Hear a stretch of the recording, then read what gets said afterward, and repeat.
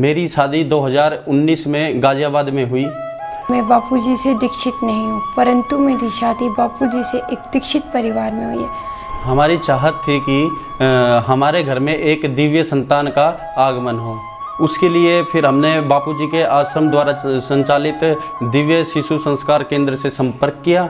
वहाँ से मुझे बहुत फ़ायदे हुए। उनके बताए हुए रूल्स को मैंने फॉलो किया।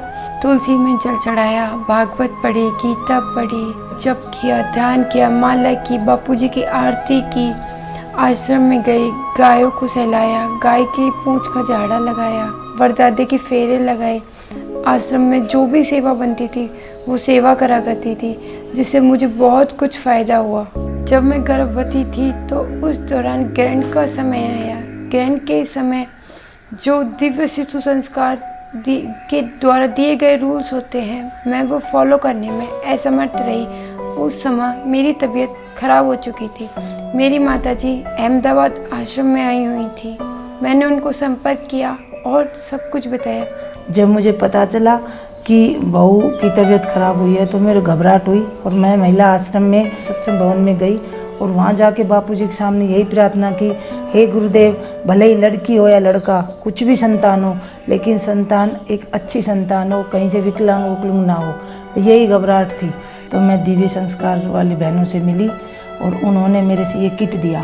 बोले आंटी आप घबराओ नहीं, ये किट लेके जाओ और इस किट को आप उनको पढ़ाना और ये एक गर्भ सुरक्षा कवच है, इसको भी लेके जाओ आप और उनको बांध देना तो बहुत अच्छी संतान होगी।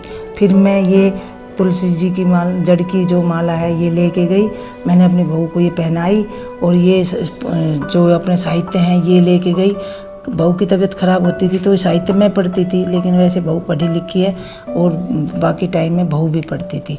जब मेरे को हॉस्पिटल ले जाया गया तो डॉक्टर बोली कि तुम्हारा वेट कम है और बेबी का वेट बहुत ज़्यादा है, नॉर्मल डिलीवरी के चांसेस कम हैं, ऑपरेशन करना पड़ेगा।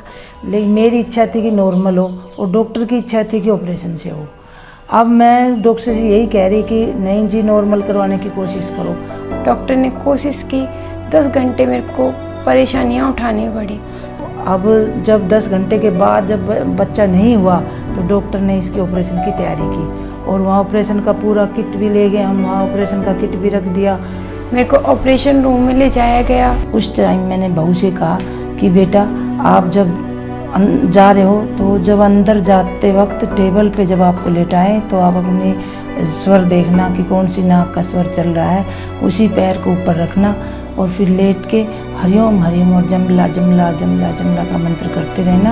आपका ऑपरेशन नहीं होगा, मुझे पूर्ण उम्मीद है। बाहर मेरी सासू माँ और मेरे पति देव जी बापूजी का ध्यान करते रहे, बापूजी से प्रार्थना करते रहे। बहू भी उधर हरिओम हरिओम करती रही, इधर लड़का भी हरिओम हरिओम करता रहा और मैं बापूजी से प्रार्थना करती रही कि गुरुदेव बस अब ये मेरी बहुत आपकी समझो, आप मेरी परीक्षा ले रहे हैं या मैं आपसे प्रार्थना कर रही हूँ, आप मेरी प्रार्थना स्वीकार करें। डॉक्टर ऑपरेशन करने ही जा रही थी, ऑपरेशन लाइट जल गई। जैसे ही बहू को परेशानी हुई डॉक्टर बोली चलो एक बार ना देख लेते हैं, एक चांस और देते हैं। बापूजी की ऐसी कृपा हुई कि डॉक्टर का दिमाग चेंज हुआ और मेरे को नॉर्मल डिलीवरी हो गई। और डॉक्टर दौड़ती हुई बाहर आई, बोले कि बहन चमत्कार हो गया कि आपके पोता हुआ है और बगैर ऑपरेशन के हुआ है। बोले हम तो ऑपरेशन की तैयारी कर रहे थे, बच्चा तो आपका नॉर्मल और बच्चा इतना स्वस्थ है कि वो इसीलिए बाहर नहीं आ रहा था वो बच्चा। जहाँ डॉक्टर इसकी माँ का वजन को देखकर ये बोलते थे कि इसकी माँ नॉर्मल डिलीवरी नहीं कर सकती, हमारा ये बच्चा नॉर्मल डिलीवरी से हुआ है और डिलीवरी के समय भी इसका वजन 3.5 किलो था। डॉक्टर भी परेशान थी कि इतनी कमज़ोर सी बहू है आपकी और इतना स्वस्थ बच्चा पैदा किया, ये तो एक चमत्कार ही है।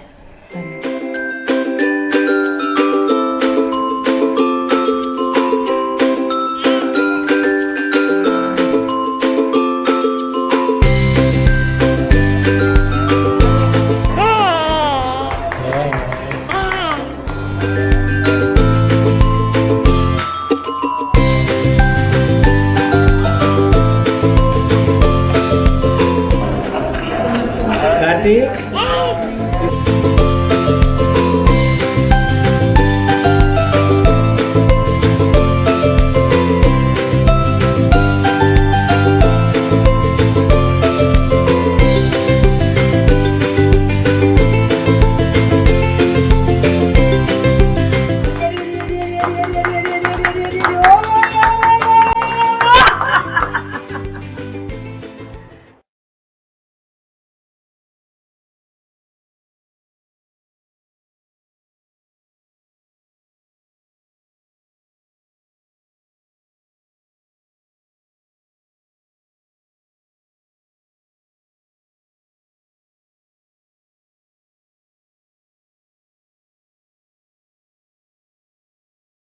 दिव्य शिशु संस्कार द्वारा दिए गए नियमों का पालन करते हुए हमें एक बहुत ही अच्छे संतान की प्राप्ति हुई है।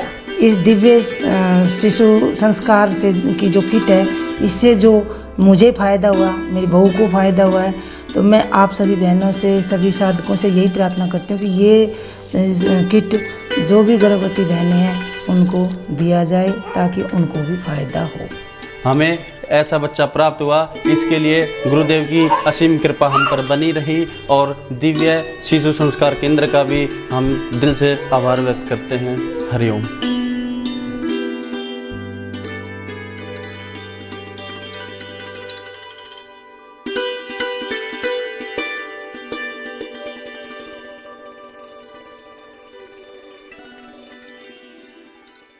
ये मेरा पोता कार्तिक है, ये अब 10 महीने का हो जाएगा। अब 10 में इससे पहले मैंने इसको कहीं भी लेके नहीं गई हूँ, क्योंकि मैंने बापूजी की ही कृपा से इसको प्राप्त किया है। तो आज मैं इसको पहले बार धोख खिलाने के लिए अहमदाबाद आश्रम में आई हूँ। अब इसके बाद ही दूसरे देवी देवताओं को इसको लेके जाऊँगी। हरिओम।